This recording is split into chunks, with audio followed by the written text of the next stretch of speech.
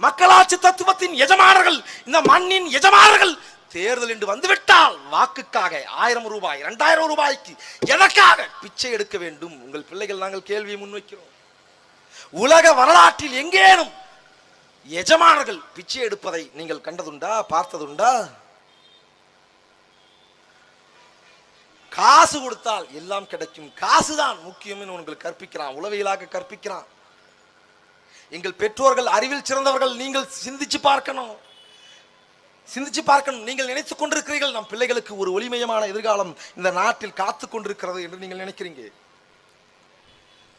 உங்கள் பிள்ளைகளின் எதிர்காலத்திற்காக நீங்கள் ஓடிக்கொண்டிருக்கிறீர்கள்.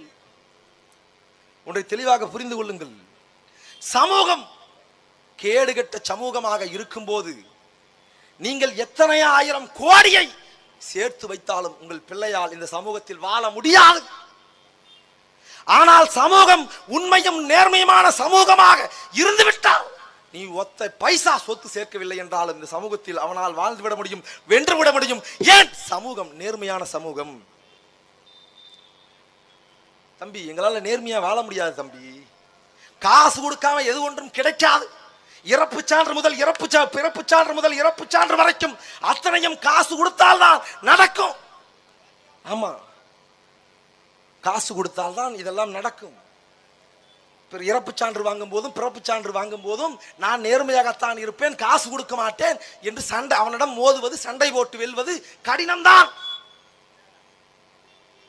ஆனால் வாக்குக்கு காசு வாங்காமல் வாக்களிப்பதில் என்ன கடினம் இருக்கிறது எங்கள் பெற்றோர்களுக்கு? அப்ப ஒரு உண்மையும் நேர்மையுமான சமூகத்தை கட்டமைக்க வேண்டும் என்றால் எங்கள் பெற்றோர்கள் எங்களுடன் பிறந்தார்கள். நீங்கள் உங்கள் நேர்மையை வாக்களிப்பதில் இருந்து தொடங்க வேண்டும்.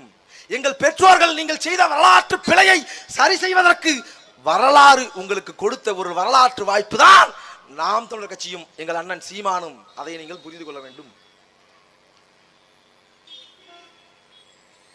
அதை நீங்கள் புரிந்து கொள்ளணும்.